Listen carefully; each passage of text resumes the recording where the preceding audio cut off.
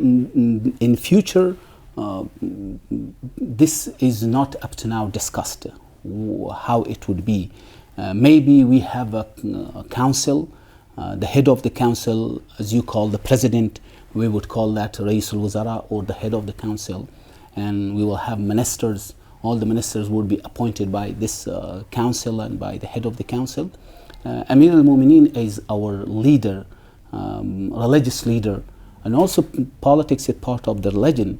So, but still, he wouldn't play the role of president.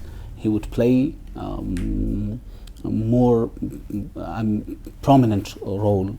We will have a person, or maybe his deputy would play the role of president, or we will announce, as in the previous government of us, we had Rais al-Wazara.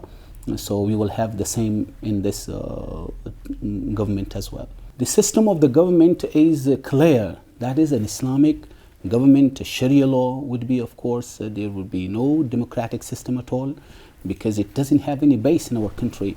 That is we are working on. In Afghanistan, our leadership in Qatar, they all are working on it.